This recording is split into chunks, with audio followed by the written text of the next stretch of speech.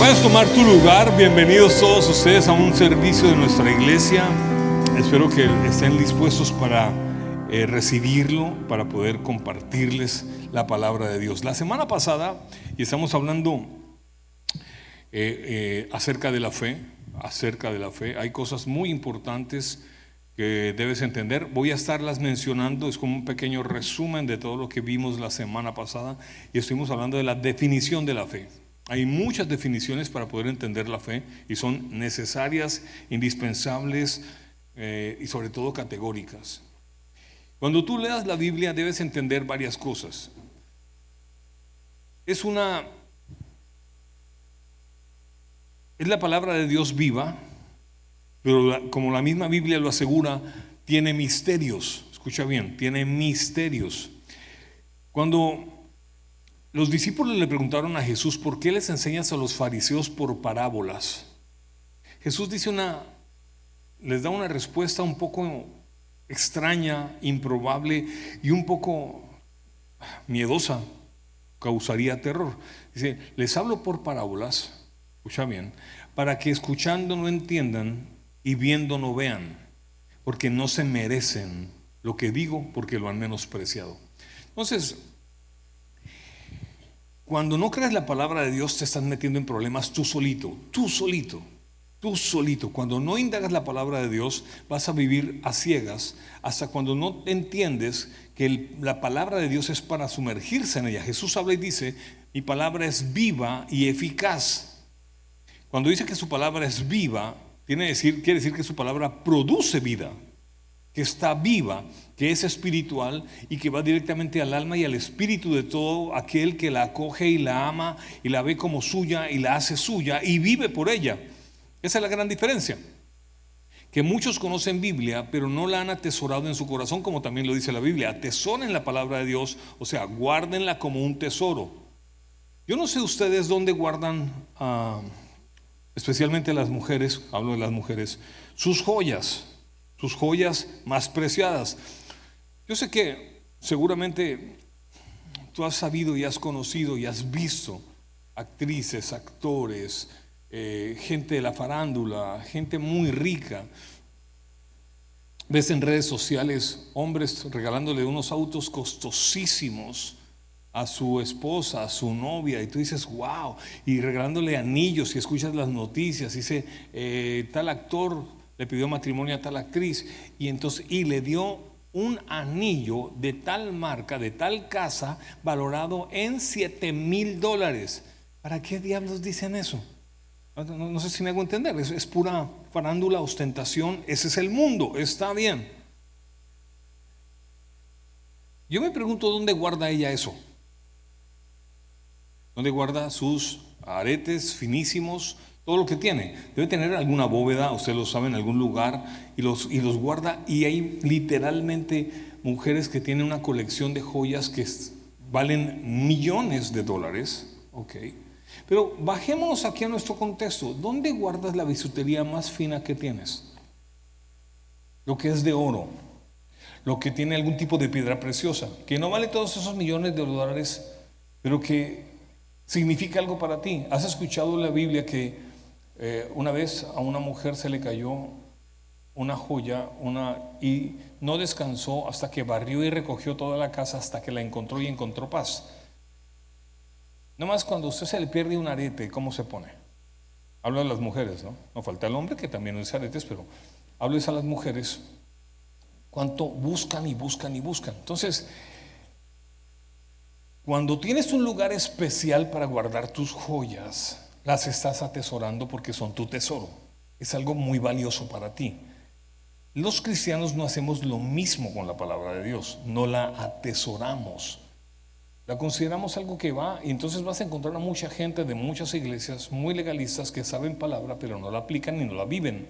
Y no la viven no necesariamente porque creen que solamente la palabra consiste en mandamientos que hay que obedecer y vivirlos y predicar, aplicar lo que se predica. Eso es un asunto. Pero la Biblia no consiste solamente en cumplir mandamientos. Los mandamientos hasta cierto punto es algo básico. Son universales, es para todo el mundo. Hay gente que es atea pero cumple los mandamientos. A lo que yo me voy a referir ahora es la necesidad de atesorar palabra, porque en la medida en que atesores palabra, vas a ver funcionando la fe de una manera distinta, porque aquí la competencia no es el que mejor se porte, el más santo, sino el que más logra cosas. Esa es la carrera de la fe, el que más logras cosas. Entonces hoy queremos hablar de qué es vivir por fe. Necesitamos entender qué es vivir por fe, aunque ya definimos la fe. Espero que lo haya visto. Si no lo ha visto, se lo recomiendo que lo busque en YouTube. Busca la enseñanza de hace 8 días, que creo que ha sido una de mis mejores enseñanzas acerca de lo que es definir la fe. Se hizo. Entonces hay cosas que necesito hacer que la gente entienda y crezca. Y créanme que esa es una de los retos que tiene uno como predicador y como pastor. Llevar a la gente a que la gente viva por lo que se predica y lo entiendan muy bien. Así que empecé con la serie de la sabiduría. Creo que también fue para mí de alto nivel. Me esforcé, saqué de lo mejor, busqué, indagué, preparé con tiempo. Lo mismo lo estoy haciendo con la fe, porque es fundamental. Por ejemplo, sin fe es imposible ver a Dios. Sin fe es imposible ver a Dios. Sin fe es imposible agradar a Dios. Sin santidad nadie verá a Dios. Y tercero, sin sabiduría no conocerás el temor a Dios que te hará favorito de Él. Sin sabiduría no comprenderás el temor a Dios que te hará específicamente un favorito de Él. ¿Dios tiene favoritos? Sí. Sí, no hace excepción de personas para salvación, pero hay gente que se gana cosas por la fe y por su relación con Él que otros no logran. El que me diga que eso no es cierto no ha leído la Biblia ni sabe de qué estoy hablando. Pero claro que sí. Lo mismo con la fe. Pablo decía: he peleado la buena batalla, he recorrido el camino, he alcanzado los logros. La fe es aquello por lo cual vives para alcanzar y vencer todos los obstáculos que esta vida te va a presentar. Así que hoy vamos a hablar un poquito de lo que es ese viaje por la fe, cómo es vivir. La Biblia expresa claramente que no podemos vivir por vista, tenemos que vivir por fe. Y tenemos la experiencia que ya les conté la semana pasada también de Pedro caminando sobre el agua. Y es una muy buena analogía que puede representar a un Jesús esperando una oportunidad para enseñar, como siempre. Tenía una habilidad increíble para sacar de cada momento una enseñanza categórica para enseñar y hacer entender el reino de los cielos. De hecho, muchas veces él dice: el reino de los cielos es como las aves, que tal cosa. El reino de los cielos es como un hombre que una vez fue, y siempre lo explicaba. De la misma manera, Pedro sale de la barca y le dice a él: si eres realmente el Hijo de Dios, ordena que yo camine sobre las aguas como lo estás haciendo tú. Y él dijo solamente: ven. Y él caminó sobre las aguas. Y mientras mantuvo su mirada en Jesús, caminó sobre las aguas. O sea,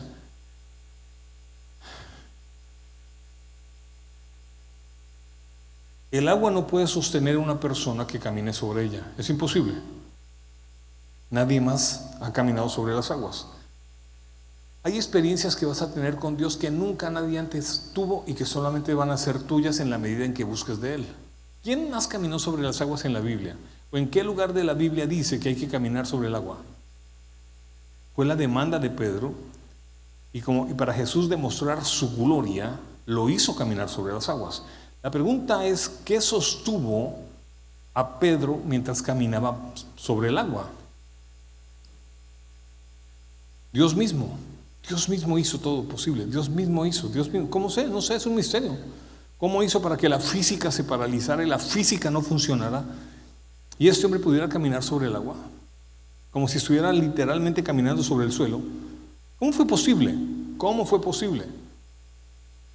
No hay explicación alguna. Es un misterio. La semana pasada les dije: vas a tener que hacer algo cuando leas la Biblia, y es tener una imaginación muy grande, porque una de las características de la fe es que te lleva a dimensiones de lo sobrenatural y de lo imposible. De lo sobrenatural y de lo imposible. Entonces les decía que era muy importante que comprendiéramos que la fe también tiene que ver con confianza. Ya hice muchas declaraciones, ya hice muchas definiciones acerca de la fe, pero hoy quiero tratar de entender más allá de la definición de Hebreos 11:1 que dice que la fe es la certeza de lo que se espera, la convicción de lo que no se ve. Así que no es un sentimiento, no es optimismo, no es positivismo, es una actitud, es una decisión de confiar en lo invisible y en las promesas de Dios. Tal vez lo único que me faltó la semana pasada fue hacer énfasis en algo muy particular, y es que la palabra de Dios tiene tantos ámbitos, y se lo digo por la siguiente. Dice, sin fe es imposible agradar a Dios. Primero. Sin fe es imposible agradar a Dios. O sea, tienes que agradar a Dios. O sea, como que dicen, mira, este asunto consiste en agradar a Dios. Esto de ser cristiano, esto de creer en Dios, no es que creas en Dios y ya le estás haciendo un favor a Dios. Es que si crees en Dios, ahora tienes que agradarlo. ¿Y cómo se le agrada? Con fe. ¿Y qué es la fe? Tienes que meterte a buscar fe. ¿Cómo tengo fe? La fe viene por el oír y el leer la palabra de Dios. Porque en la palabra de Dios están las promesas, en la palabra de Dios está lo profético, en la palabra de Dios están los principios, los mandamientos, y entonces cuando crees que es posible y crees en las virtudes y conoces los misterios, entonces vas a tener de dónde sacar fe. Porque la fe consiste en creer lo increíble, lo imposible, lo sobrenatural que está en la palabra de Dios. Escúchame bien, mira el que tienes a tu lado. Debe tener una cara de extraterrestre que se le debe notar. Porque somos extraterrestres. De alguna manera déjenme explicarlo de esta manera. Hoy en día está muy de moda y todo el mundo quiere hablar y mucha gente cree ser especialistas en el fenómeno ovni y en el fenómeno de nueva vida en otros planetas, y hay películas, y hemos visto una cantidad de cosas. Siempre cada año hay una nueva película, una nueva serie sobre extraterrestres. Y hay una fantasía con el tema y hay una fascinación con el tema. Pero dice la Biblia que nosotros no somos ya de este mundo y que somos nuevas criaturas. Porque la palabra criatura queda muy bien para una película de terror. Y vi de repente una criatura salió del lago, una criatura. Tú eres una nueva creación, eres una nueva criatura. Y esa nueva criatura no está conforme a los designios de la carne, o sea, del pecado, y no está de acuerdo a los designios del mundo, o sea, el sistema de valores del mundo, sino que ahora sirve al reino de los cielos, por lo cual entonces su manera de pensar, su manera de vivir, pero su manera de creer es completamente distinta. Les estoy diciendo que la fe es la única cosa con la que van a vencer el mundo, porque Dios no te va a estar haciendo a toda hora milagros. No es posible. No conozco a alguien que a Dios le esté haciendo milagros a toda hora. No hay, no existe. No hay esos privilegiados. La mayoría del tiempo Dios está esperando que tú lo incluyas, le creas y tú venzas en la vida. Él no va a hacer nada por ti hasta que tú no creas. Estás solo, sin fe. Dios puede estar con los brazos cruzados y decir, Señor, ayúdame. Tus lágrimas no me convencen. Yo te di autoridad, poder y promesa, y no has demostrado ni creer en mí, ni declarar mi palabra, porque solamente con fe me agradas. Por no tener fe en mí no vas a poder alcanzar cosas. Tanto creer en Dios, no sé si a ustedes les ha pasado, tanto creer en Dios para que me pase estas cosas. Dios, ¿y dónde estabas? Porque siempre estamos pensando que Dios siempre está. Y yo conozco gente y escucho gente que dice, Dios está conmigo. Demuéstramelo. Ese es tu parecer y tu declaración, pero demuéstramelo. Demuéstrame que Dios está contigo. Es que eso es por fe. Claro, pero la fe sin obras es muerta. Y la fe produce frutos. ¿Dónde están los frutos de la fe? O sea, lo que estoy enseñando hoy es muy confrontativo, porque de pronto nos va a hacer entender que tenemos un cristianismo que o que no hemos entendido o que es muy mediocre. Y empieza a tornarse el asunto denso. Entonces, ¿en qué consiste eso? Mira, esta mañana encontré un mensaje y alguien me mandó una declaración del famoso T.D. Jakes. T.D. Jakes es hoy por hoy uno de los predicadores más eficientes y eficaces en la historia de Estados Unidos. Él es de raza negra, es un negrazo grandísimo, gordo, pero predica y tiene unas revelaciones. T.D. Jakes, T.D. Jakes, y es extraordinario. Y él decía algo tremendo: la fe es lo único que te quita el temor y te hace valiente. La fe es lo único que te quita el temor y te hace valiente. ¿Cómo venció David a Goliat? Mira las declaraciones de David. Todo el pueblo, todo el ejército estaba amedrentado escuchando las declaraciones de Goliat y intimidado. Y llega David, que no está contaminado del morbo del ejército. Dice la Biblia que las malas conversaciones dañan las buenas costumbres. Dice la Biblia que el chisme tiene un morbo que te anula tu fe y te hace juez, y entonces recibirás de tus juicios también sobre ti. Porque tú crees que solamente son los 10 mandamientos. No, hay pecados feos como el chisme, por ejemplo, que de lo que dice la Biblia, de lo que hables también serás juzgado, con lo que mides también serás medido. Tarde o temprano tú o tus hijos van a recibir tus juicios, lo que tú juzgaste. No hay nada que hacer. ¿Es como una maldad santa de Dios? No, es una consecuencia. Es una consecuencia por no vivir en los designios del reino de los cielos como debe ser. Okay. Así que este hombre decía, hablando de esto, David cuando llegó no venía contaminado y venía de estar cuidando los rebaños de su padre, venía de su casa y había seguramente con la lira que tenía, había cantado adoración, había tenido esas experiencias con Dios, tenía una fe en Dios. Cuando él escucha lo que dice el gigante Goliat, él dice: ¿quién es este incircunciso que se atreve a desafiar los ejércitos del Dios viviente? Y David nunca había sido soldado, era un muchacho, no sabía ni usar un arma, no sabía usar una espada. Y no tenía temor, no tenía miedo, porque su fe era que tenía un Dios que podía vencer. ¿Por qué? Porque él, escucha bien, nunca había visto ninguna clase de discipulado, nunca había ido al ejército, pero él sabía que él no podía matar los leones y los osos para defender las ovejas de su papá, sino a través de la fe que tenía en Dios. Él sabía que se hacía sobrenatural algo, pasaba algo sobrenatural por creer en Dios, por vivir para Dios, por creer que había un Dios sobrenatural que lo respaldaba. Cuando sientes ese respaldo de Dios que viene acompañado de presencia del Espíritu Santo, empiezas a tener una característica, y es que te crees tan valiente y los miedos se van y aparece la valentía y empiezas a dejar de ser cobarde, porque no has logrado muchas cosas por cobarde. Perdón que se lo diga así, pero estoy seguro que hay muchas cosas que no has logrado y no le has metido el diente y no te has atrevido y que las has soñado por cobarde, por miedo, porque no has tenido la fe que vence el temor. ¿Es así como dice la palabra, sí o no? Es la fe que vence el temor. No es posible vencer el temor de cualquier otra manera sino a través de la fe. Me estoy extendiendo y se me va a ir el tiempo. La semana pasada tenía 4 puntos, terminé escasamente el primero. Hoy vamos con el segundo, que es vivir por fe. Así que ya vimos una vez más. Ahora, pensemos en Abraham. Yo quiero que pensemos en Abraham un momento, quien obedeció sin saber a dónde iba. Abraham es un personaje extraordinario. Yo creo que Abraham, quiero que sepas que la Biblia menciona, o la teología menciona a Abraham como que nadie más tiene el título de Abraham, el padre de la fe.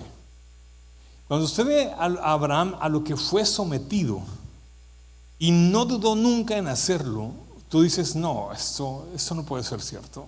Esto no puede ser cierto. Esto no puede ser cierto. Entonces en Hebreos 11:8 dice que obedeció sin saber a dónde iba.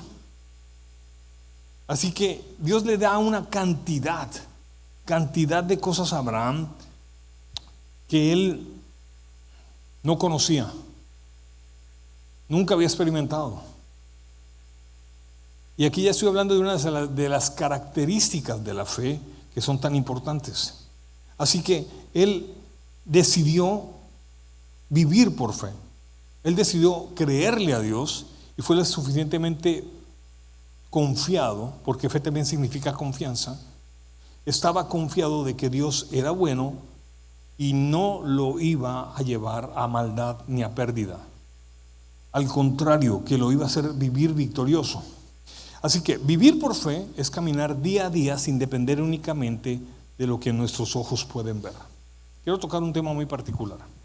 Yo decía, Señor, gracias, te damos la honra y la gloria a ti. ¿Qué significa gloria? ¿Qué es la palabra gloria? ¿Hay alguna gloria aquí? ¿No hay ninguna gloria aquí? Bueno, ¿conoces alguna gloria? Del deporte no, una gloria, que sea una mujer que se llame Gloria. La palabra gloria significa peso de autoridad, poder. La palabra gloria significa, cuando el Señor, así se ha dado, o sea, que a ti reconocemos como el único capaz de poderlo hacer todo, el que tiene toda la autoridad. Eso significa darle la gloria a Él. Por eso seguramente cuando logras algo, la gente levanta sus manos. Mira, ves a un jugador cristiano y a veces no es cristiano,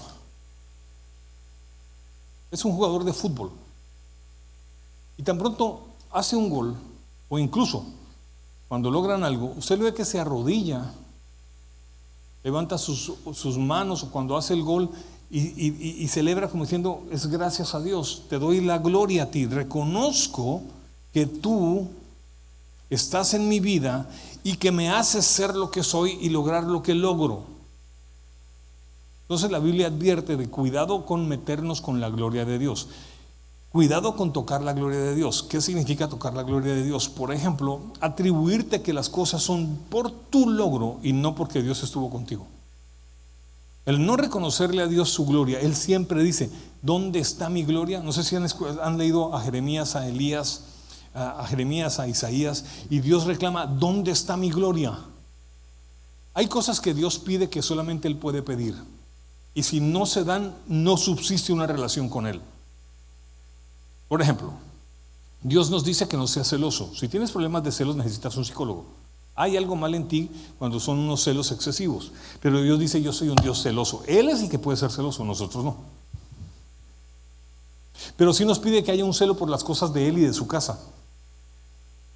Y bendijo muchos hombres porque fueron celosos con las cosas de Él y salieron a defenderlo de Dios, y Dios los justificó. Oh. Y en ese orden de ideas, tú debes entender que la gloria que le des a Dios corresponde con tu relación con Él. A Dios no lo puedes engañar. Dios dice, este pueblo me honra de labios para afuera, pero su corazón, Dios mío, este pueblo me honra de labios para afuera, pero su corazón,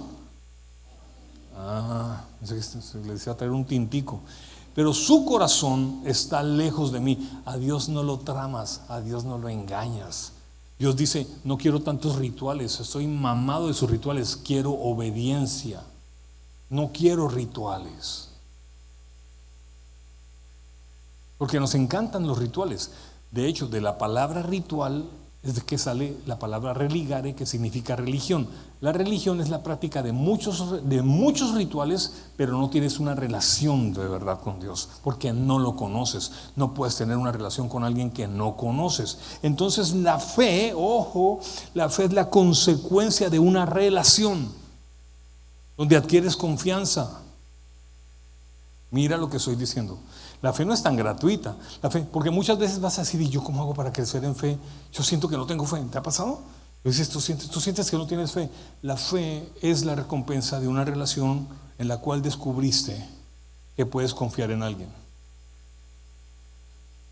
Ayer estaba asesorando a una pareja a través del método Gottman. Yo les he hablado muchas cosas de lo que es el método Gottman y lo que me costó esa certificación y todo lo demás. Entonces les estaba hablando que los dos pilares para que una relación matrimonial funcione son el compromiso, ¿verdad? El compromiso y la confianza. Entre más confianza, cuando hay una confianza dicen, no, oye, me vimos a tu esposo con otra mujer. yo sé quién es él. Tenemos una confianza de años, lo conozco, hay un compromiso. No entiendo, ese tiene que ser un chisme. Cuando tienes una relación con Dios, llegas a tener tanta confianza que no hay cómo darle crédito a algo que lo saque del contexto que tú conociste de tu confianza con Él. Compromiso y confianza.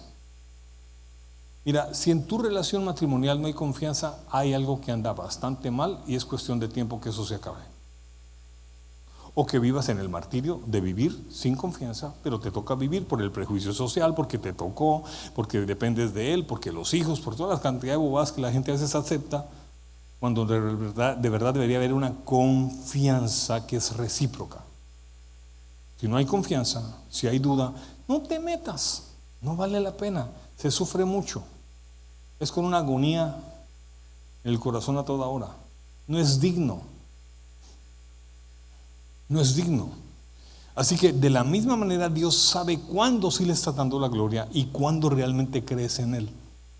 Pero Él no te va a juzgar. Él siempre te ayuda a que salgas de crisis de fe, o siempre te ayuda cuando pides fe, así como cuando necesitas sabiduría. Dice la Biblia, pídele a Dios sabiduría, que Él la da abundantemente y sin reproche.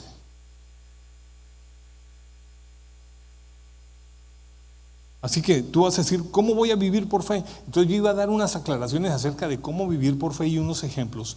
Pero entiendo que primero tengo que decirte que hay unas características que determinan, que definen también la fe desde la confianza.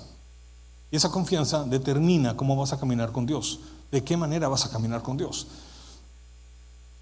Vivir por fe es caminar día a día sin depender únicamente de lo que nuestros ojos pueden ver o lo que nuestras capacidades dicen alcanzar.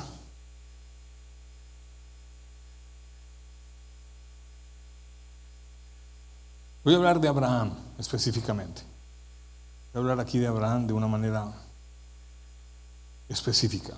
Ahora, permítanme un segundo.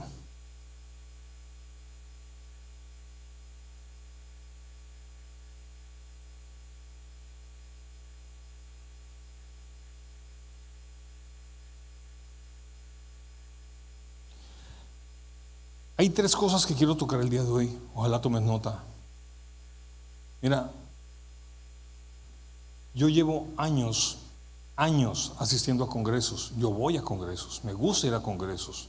Los congresos son un evento donde escogen un tema y va lo mejor de lo mejor a explicar lo mejor de ese tema y sales muy nutrido.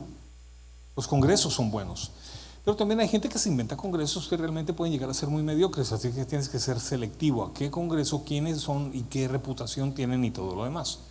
Así que cuando uno va a un congreso, yo voy a los congresos y me acuerdo llegar a todos los congresos y siempre comprar los DVDs, cuando regalaban los DVDs o cuando se compraban los DVDs, para después salir del congreso y tomarme el tiempo de disfrutar el congreso, no dentro del congreso, sino ya en lo que necesito realimentarme en el congreso. Del congreso, porque recibes tanta información en 3 días, donde escuchas alrededor de 5 por 2, 5 por 3, 15 enseñanzas en un buen congreso, 15 enseñanzas de 40 minutos cada una, con tanta información y tan buenas, y unas son buenas, otras no son tan buenas, pero de las buenas necesitas hacerlo parte de ti y estudiarlo y comprobarlo. Una de las características que tengo es que yo necesito comprobar que lo que me dijeron es verdad, que tiene sentido. No solamente lo que me confirma el Espíritu Santo, que es evidentemente normal, que eso también es un aspecto espiritual, sino también de yo hacer entender a mi entendimiento, a mi conciencia, que lo que se enseñó es verdadero, es cierto. Porque a veces tú te pones a sacar conjeturas sin comprobarlas y empiezas a hacer tu propia doctrina en tu mente y sacar tus conclusiones, y entonces creas tu propia religión con Dios. Así que tienes que ver que es comprobable. Todo lo que está aquí fue comprobado, todo lo que fue aquí fue hecho de lo comprobable, de cómo se hacía, de imitar a alguien, de conocer de alguien, de creer que así era posible. No por competir con nadie. Voy a decir una cosa, realmente en la vida con quien tienes que aprender a competir es contra ti mismo. porque tus sueños te limitan.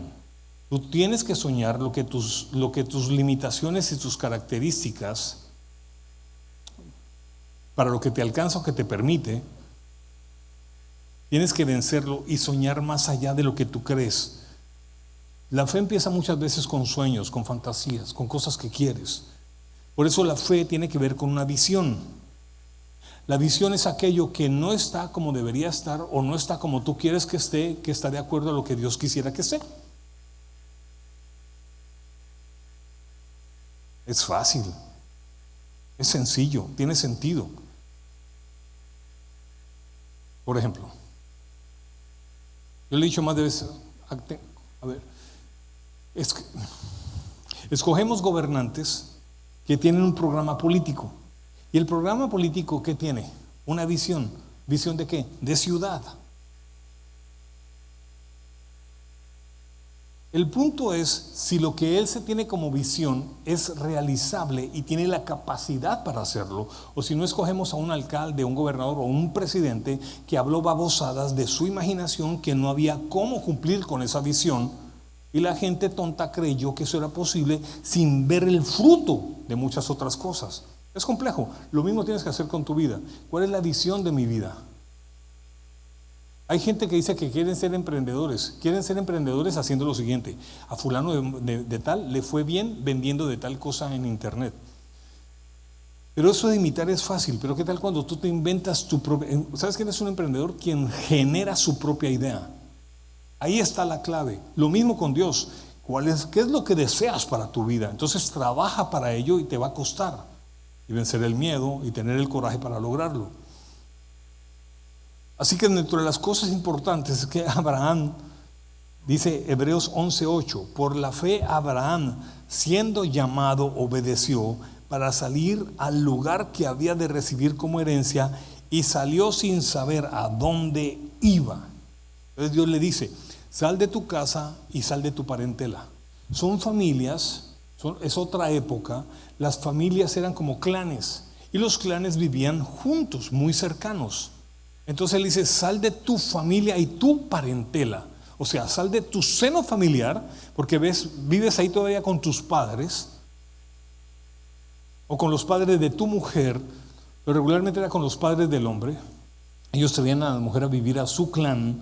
Sal de tu casa y de tu parentela, de tus familiares. Abandónalo todo, y yo te llevaré a un lugar y te lo mostraré.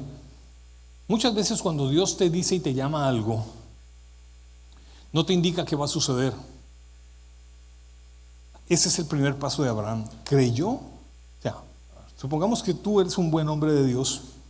No, lo eres. Cualquiera de ustedes, hombres. Y están casados. Y orando, Dios les dice: quiero que empieces a empacar maletas, a venderlo todo, porque te llevaré a una ciudad donde estarás bien, mucho mejor. Así que deja todo. Yo te quiero ver al día siguiente diciéndole eso a tu esposa: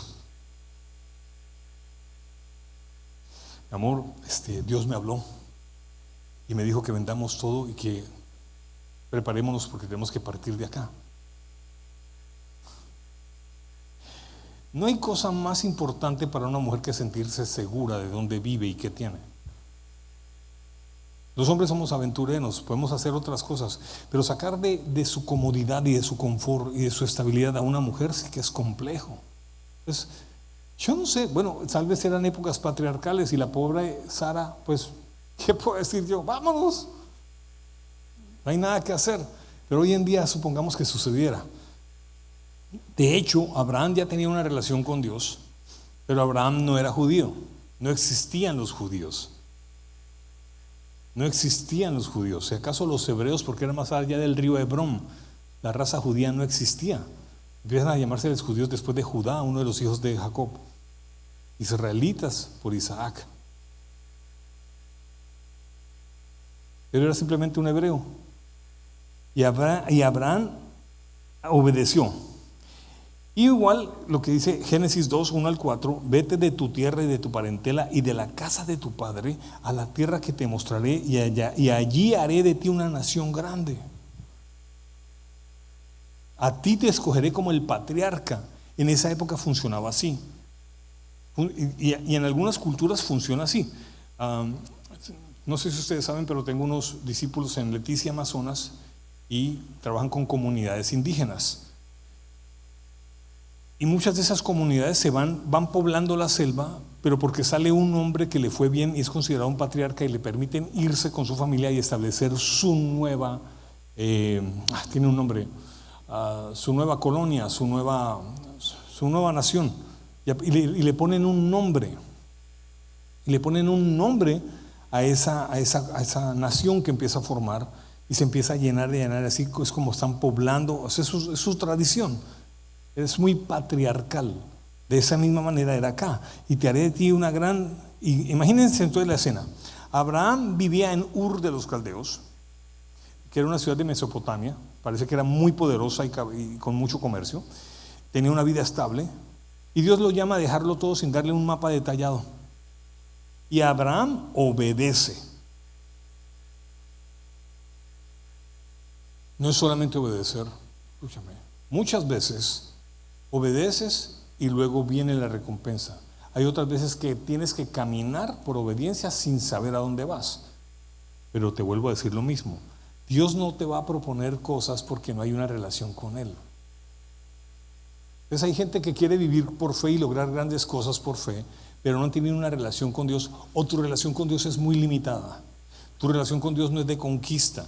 Tu relación con Dios no es de logros. Te falta ser ambicioso, porque lamentablemente no solamente en la escuela y en el colegio, sino que también en tu familia y después en la iglesia te meten el cuento de que ser ambicioso es pecado y está mal. Incorrecto. La ambición depende de la ambición, pero ser ambicioso no está mal, porque el que es ambicioso quiere lograr cosas y cree poder tenerlas y lucha por ellas. Obviamente de una manera honesta. Tal vez puedes clasificar que el ambicioso es alguien que deshonestamente se apropia de otras cosas y solamente para él. Como alguien que me mandó hace un tiempo algo que ya me lo habían mandado, hablando de, no sé si ustedes lo han visto, hay una imagen de llegaron unas ayudas del exterior a un pueblo musulmán árabe que está pasando por un conflicto muy serio. Entonces le dicen a la gente: aquí están los zapatos, aquí están los vestidos, escojan lo que más puedan, escojan. Y esa gente corre y entran a esa bodega y empiezan a coger tenis Adidas, Nike, de marca, llegados de Estados Unidos, que nunca han visto, que no se han puesto, que no tienen cómo comprarlos, que no hay una economía para tener esa clase de zapatos. Y saca y empiezan a hacer así, porque empiezan a mirar y empiezan a escoger y empiezan a ver las tallas de sus hijos o los de ellos y empiezan a salir así. Y entonces dice, alguien dice: esto es consumismo. Qué aberrante el consumismo. ¿Por qué? Si Dios mismo dice que te dará de todo bien preciado que quieras tener en tu casa. No sé si me estoy haciendo entender. Nos han castrado con la idea de hacernos creer que Dios nos quiere pobres y que no podemos alcanzar ciertas cosas. Si alguna vez, te voy a pedir que te levantes y te sacudas. Dios va a hacer algo poderoso en ti ahora. Si en tu casa alguna vez tu mamá o tu papá, cuando tú quisiste algo, te dijo: no, mijo, eso es para los ricos, nosotros somos pobres, sacúdete de esa vaina. Porque ya como te pusieron un parche, tú nunca vas a ser próspero, no tendrás riqueza. Naciste para ser pobre como yo, como tu abuelo. No. Ay, ustedes son de los pastores que predican acerca de la prosperidad. Pues ¿no ve a Dios prosperando a todo el mundo? Entonces, ¿para qué crees en Dios si no es para prosperar? Cosa más estúpida esa es de algunos, que critican a los que les decimos: Dios sí te hace prosperar. ¿Ves lo que Dios hace con Job? Y le multiplica 7 veces. ¿Para qué Job tenía que tener 7 veces más burros, camellos? Entonces lees a Job y todo lo que tenía Job ya era suficiente y le dio más. El que es en lo poco, sobre mucho será puesto.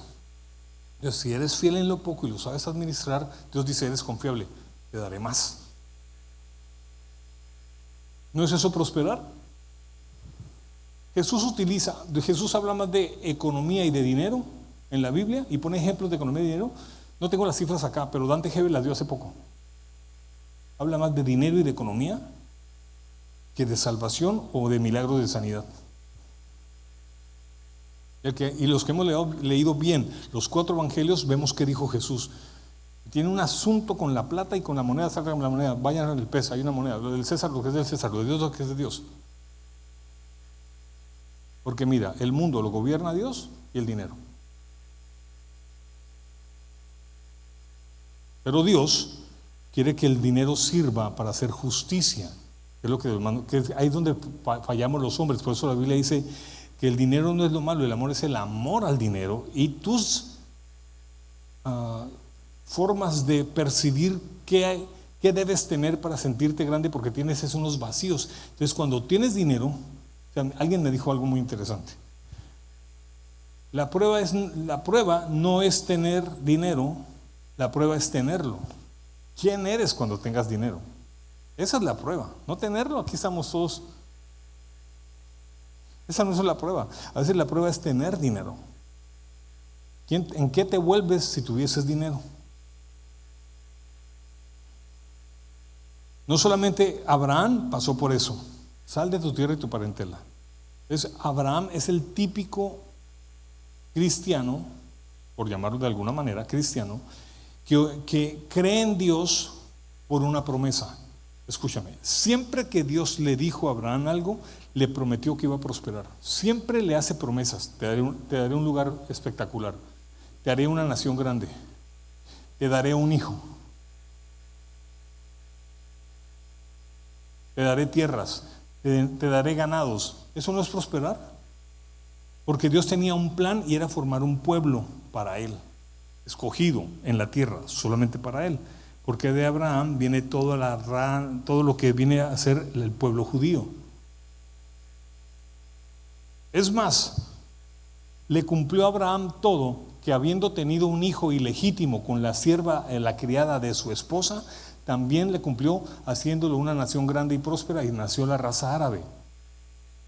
Y siendo medio hermanos, se odian a la muerte.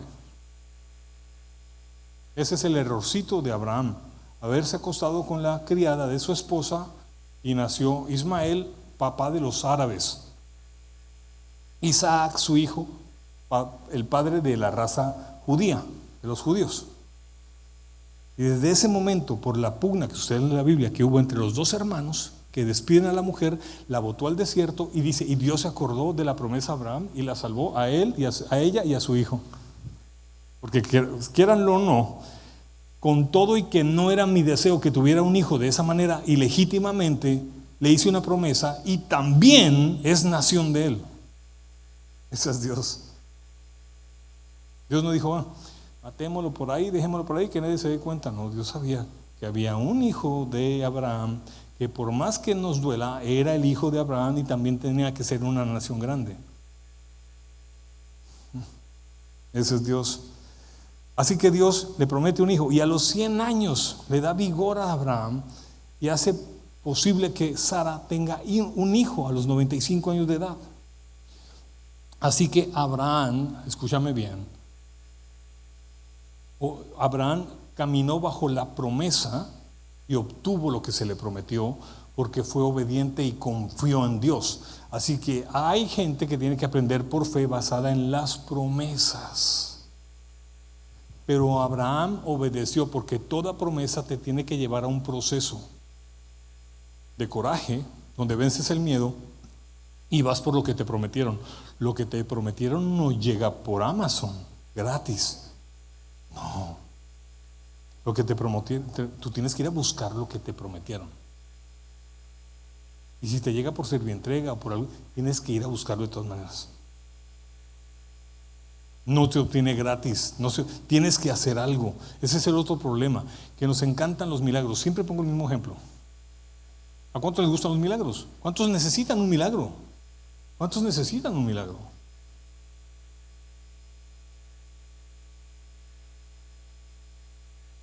Pero a veces uno dice, Señor, no quiero un milagro. No quiero un milagro porque el milagro exige mucho, me exige mucha fe.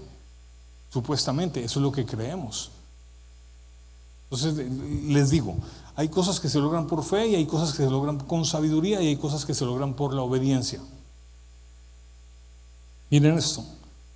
Entonces siempre le pongo, hay una persona que no fue sabio en su manera de comer y si quiere el milagro cuando tenga cáncer. ¿No es más sabio hacer ejercicio? Dicen los estudios que las personas cuando envejecen tienen serios problemas porque lo que más debía funcionar son sus piernas y sus caderas y es lo que menos utilizan durante el resto de su vida. Ese es el motor del cuerpo realmente. Lo demás puede estar más frágil, pero no, entonces, ¿por qué los japoneses y los chinos viven tan? Porque todos los días se comen en el piso y se agachan y hacen 30 flexiones diarias. Eso es lo que revelaron los estudios. 30 flexiones diarias. Pero nos llegan los 50, ¿qué caminar ni qué nada? No, Dios me va a tener con buena vida. Espérate a ver. También hay que tener sabiduría para eso. Ahora voy a hablar de Noé. Abraham, fe en las promesas. Noé, fe en lo invisible. ¿Por qué Noé? En Hebreos 11:7, el famoso capítulo de Hebreos 11 de los héroes de la fe, por la fe Noé, siendo advertido por Dios acerca de cosas que aún no se veían, con temor preparó el arca en que su casa se salvase y por esa fe condenó al mundo.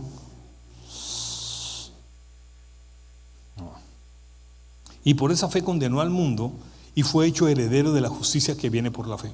¿Por la fe viene qué? Ojo, o sea, mira, cuando tú lees la Biblia, por favor, hay versículos que no los pases tan de largo. Detente un momento. Esto está muy bien escrito. Esto define muchas cosas. Otra vez, por la fe Noé, siendo advertido por Dios acerca de cosas que aún no se veían, dice la Biblia que jamás había llovido sobre la tierra, sino que de la misma tierra salía un vapor de agua que sustentaba lo que existía. Así que él nunca había visto llover y Dios le dice que va a haber un diluvio que haga un arca.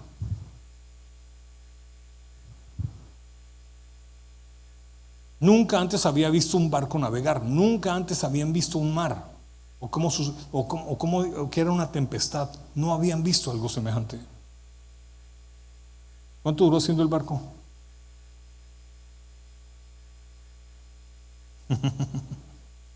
Trivia. 100 años haciendo un barco.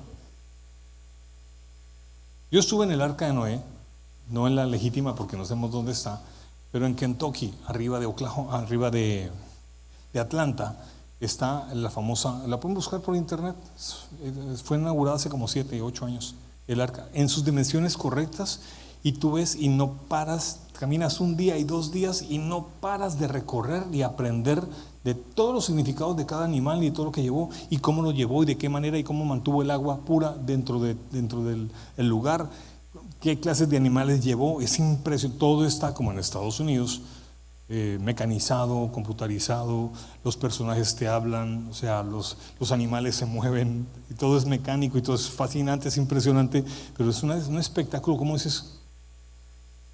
Y cuando sales y la ves allá al fondo, está el arca de Noé, está limpiecita en un valle, limpiecita. Ese es el arca de Noé. Esa vaina era grande. En esa época, ¿cómo se construye algo como eso? Les dije, para creer en la Biblia debes tener una imaginación acerca de lo sobrenatural y la capacidad de Dios para hacer que un hombre haga cosas que se llaman proezas. Si tú no crees que Dios te puede escoger para hacer proezas, estás en una muy lenta carrera hacia la fe. ¿Cuál sería para ti una proeza? ¿Puedes imaginártela y a Dios dándote las fuerzas para hacerlo? Les voy a decir una cosa. Yo pienso que esa es mi predicación, puede parecer demasiado inverosímil y desligada de muchos factores. Porque la fe no tiene límites. Les dije la semana pasada que yo veía un programa cuando era niño, adolescente, que se llamaba Beyond 2000, más allá del 2000, porque era todavía el año 1975, 78, 79, 80, 81, sobre la serie, y decían, en el futuro tendremos unos teléfonos y podremos hablar sin necesidad de cables y ya será un teléfono móvil que uno anda con ello. Y me decían, no puede ser, escasamente tenemos teléfono de disco conectado, que se sienta uno ahí en la mesita del teléfono a hablar porque no hay otra manera. ¿Cómo va a haber un teléfono inalámbrico? Y la palabra inalámbrico tampoco existía. Y lo estoy viendo, y lo que falta por ver, y lo que está sucediendo. Y ustedes no están estudiando sobre inteligencia artificial y se van a quedar sesgados cuando entiendan que lo van a reemplazar por algunas cosas que ya la tecnología puede hacer. Y te asombras, porque te hace la vida, te da más, incluso te llena más conocimiento, te hace mucho más hábil, te ayuda a ahorrar una cantidad de tiempo y tienes que estar, mira, si la vida es una competencia, más te vale estar de primeras. Esa es otra cosa con respecto a la fe. O sea, cuando los papás ven que su hijo se cayó y no pudo terminar una carrera de la escuela en su clase de educación física, venga para acá, no, tranquilo, tranquilo, mi hijo, lo importante es competir. Lo importante es ganar. Lo importante es ganar. Lo importante es ganar. En la Biblia Dios solamente formó ganadores, no formó perdedores. Muéstrenme un ejemplo, muéstrenme un ejemplo. Ni siquiera el sinvergüenza del Sansón lo dejó en vergüenza, porque él sabía que su nombre estaba de por medio.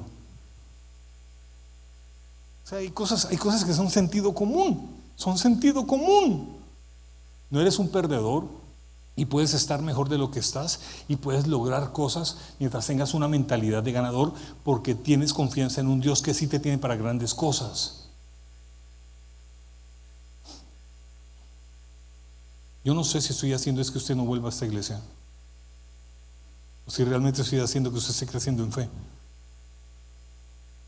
Hay tantas películas de hombres que han logrado cosas tan inimaginables.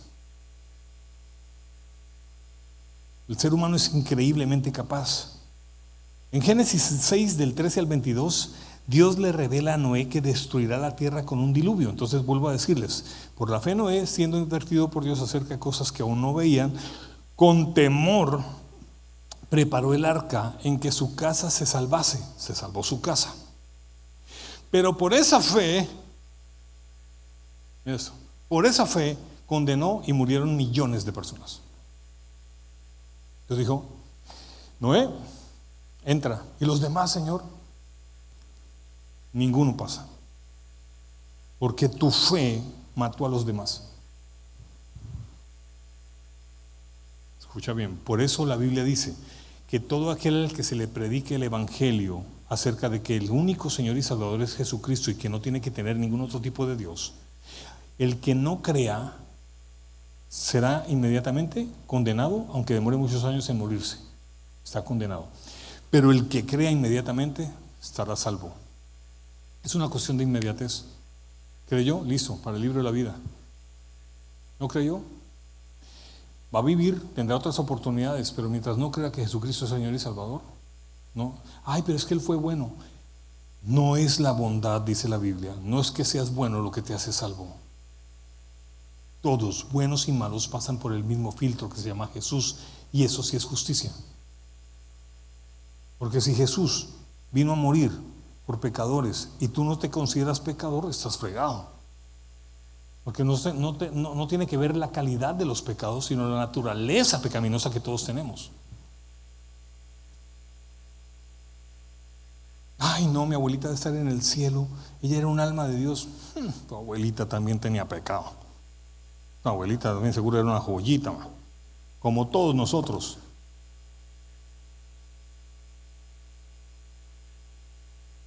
Por eso digo, lean con detenimiento la Biblia. Ahora, Dios le reveló a Noé esto, y la lluvia no era común, eso ya se los dije, y construyó el arca que tomó décadas. Usted se imagina cada clavo que martillaba.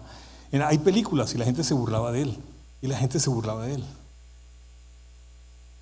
Su obediencia no solamente salvó a su familia, sino que fue un testimonio de la justicia de Dios para un mundo incrédulo. Ahora voy a pasar a Moisés y con eso terminamos. Hebreos 11, 24 al 26 dice, por la fe Moisés, hecho ya grande, ya muy anciano, rehusó llamarse hijo de la hija de Faraón, escogiendo antes ser maltratado con el pueblo de Dios que gozar de los deleites y privilegios temporales que le ofrecía el ser simplemente hijo de unos monarcas. Así que tuvo mejor concepto de los vituperios que iba a tener que soportar por decir que pertenecía al pueblo de Israel, y pensó más en el contexto del pueblo que en él mismo, a lo que él fue llamado. Mira, Moisés. Entonces este es fe en lo eterno. Ok, hablamos de fe en la promesa, de fe en lo invisible. Ahora vamos a hablar de la fe de lo eterno. De lo eterno.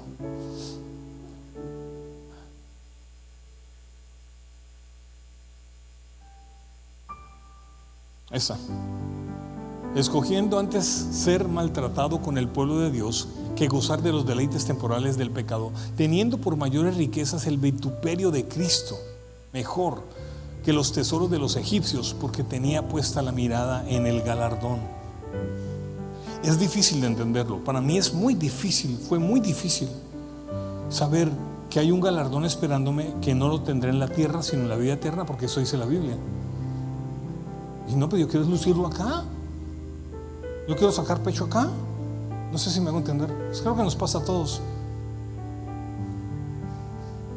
Pero a Moisés no se le iba a dar el galardón ahí. El galardón tenía que ver con... Es que Moisés es figura de Cristo. Es que lo que llamaron a Moisés no fue cualquier cosa. Moisés era figura de Cristo. Él representó a Cristo delante de un pueblo sometido a la ignorancia, al desconocimiento y a la no relación con Dios, y sometido a una esclavitud bajo un régimen de maldad. Entonces Él viene como un libertador, como lo es Jesús, que nos liberta del pecado y de estar subyugados a un mundo que nos trae cantidad de maldiciones, y nos saca una vida nueva y eterna, y nos promete una tierra eterna, que es la salvación. Pero también nos garantiza que en esta tierra tendremos también una tierra que fluye leche y miel. Tienes que buscarla, yo creo. ¿Cuál es cuál es tu tierra que fluye leche y miel?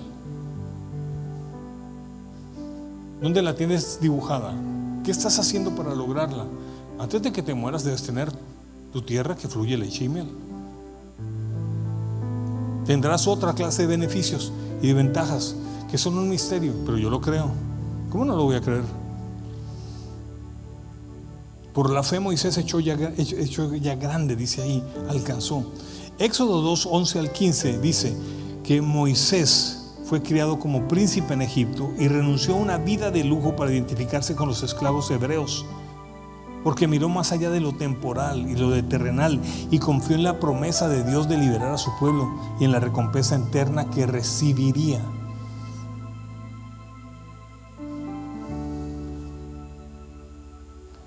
Vivir por fe, porque ese es el tema. ¿Cómo se vive por fe? Es cuando prestas atención a las promesas, cuando crees en lo que no has visto, y ante todo, como en esta situación de Moisés, cuando definitivamente crees en lo eterno, tienes fe en lo eterno. O sea, se vive en fe. Para vivir en fe tienes que ver lo sobrenatural, lo invisible.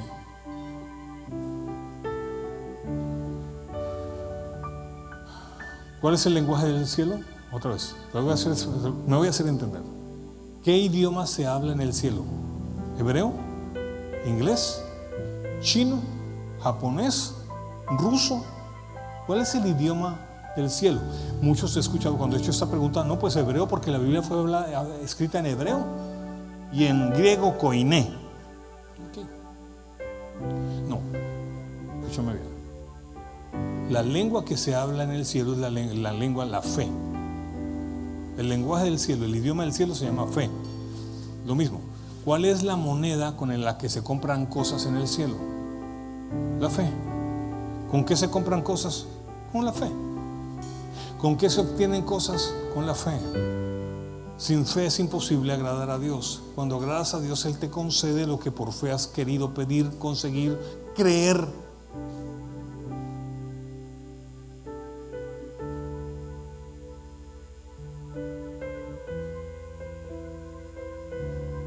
Es lo que quiero decirte esta mañana. Definí la fe la semana pasada. Hoy les quiero decir que es vivir por fe. Sin embargo, todas las demás enseñanzas sobre la fe te voy a decir cómo vivir por fe. Seguiré hablando del tema aunque toque otros aspectos de la fe, pero empezamos el tema de cómo vivir por fe.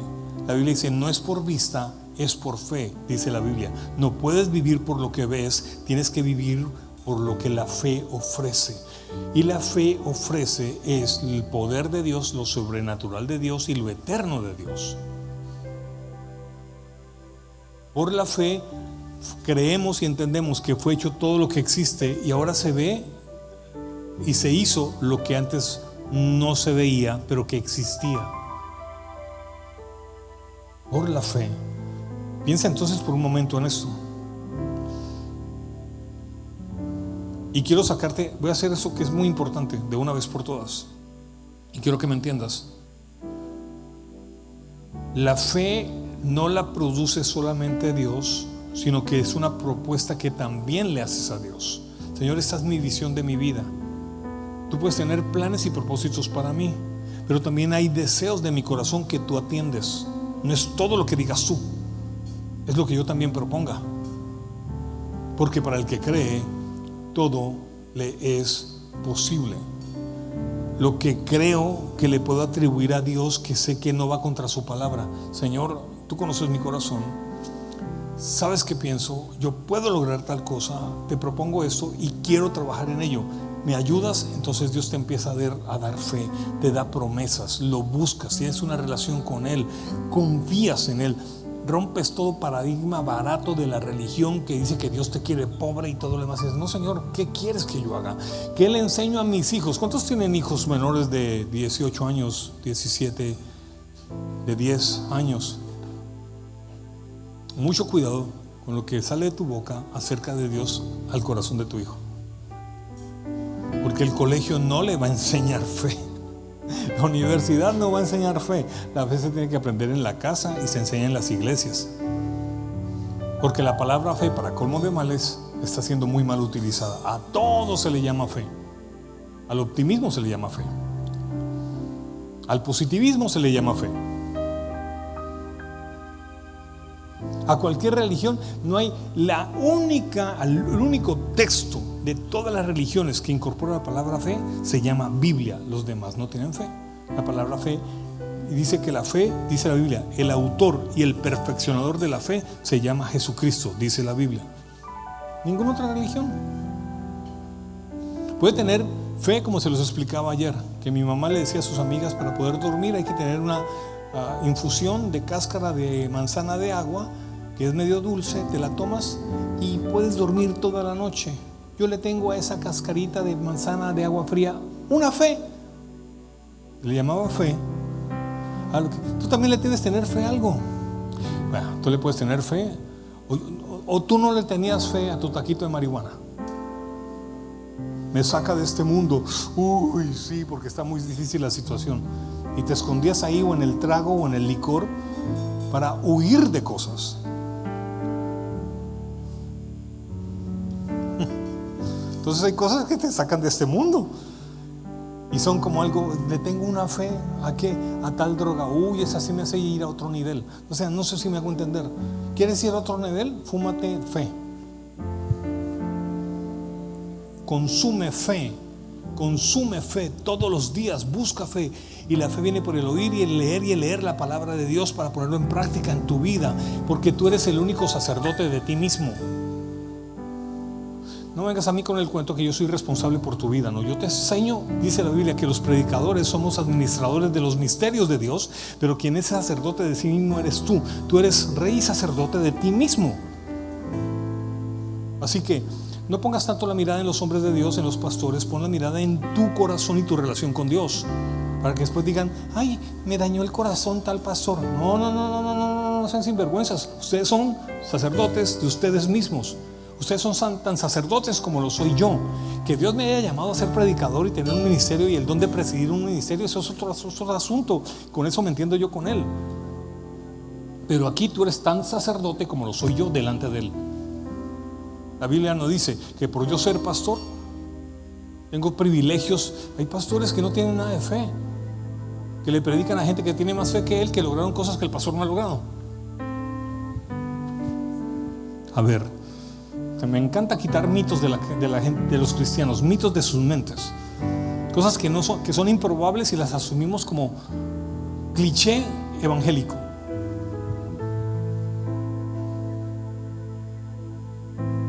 Bueno, sí tienes derecho, sí eres merecedor. ¿Quién te hizo merecedor? Jesucristo. ¿Qué te falta? Coraje y valor. ¿Por qué? Porque no has tenido fe. ¿Y por qué no tienes fe? Porque te falta una relación con Dios más profunda, cada vez más profunda, y ser valiente y atesorar cosas y llegar a pensar en que sí es posible que tengas algo que a los demás no, y no le andes contando a todo el mundo tus sueños. ¿Por qué? Para que no te pase la de José. José tuvo sueños y le dijo a sus hermanos: tuve un sueño. Y cada vez que el sueño era mentira o era verdad. Los sueños fueron verdad, se los mostró Dios de lo que él iba a hacer. Pero se puso a contárselo a sus hermanos y levantó la envidia de sus hermanos. Lo odiaban. Entonces no le cuentes a todo el mundo. Amén. Prepárate. Señor, yo te doy gracias. Yo te quiero pedir que este pueblo tuyo salga lleno de entendimiento acerca de la fe, que tú brindes el don de fe sobre ellos, pero que ellos puedan alcanzar con su fe todo, porque dice la Biblia que el justo por su fe vivirá. No dice que el justo por milagros vivirá. No dice que el justo por lo bueno que es Dios vivirá. Dice que el justo por su fe, de acuerdo a mi nivel de fe viviré. De acuerdo a mi nivel, yo quiero vivir en este nivel porque tengo unos paradigmas con respecto a la fe. En ese nivel estaré y no saldré de allí. Pero si subo de nivel por tu palabra y mi confianza en ti, empiezo a entender que tú me has llamado a otros niveles y vivo por la fe a ese nivel. Ayúdanos a crecer a ese nivel, Señor. Ayúdanos que ellos puedan desmitificar cualquier cosa respecto a tu relación, a su relación contigo, Señor. En el nombre de Jesús. En el nombre de Jesús. Por mi fe te alcanzaré. Por mi fe te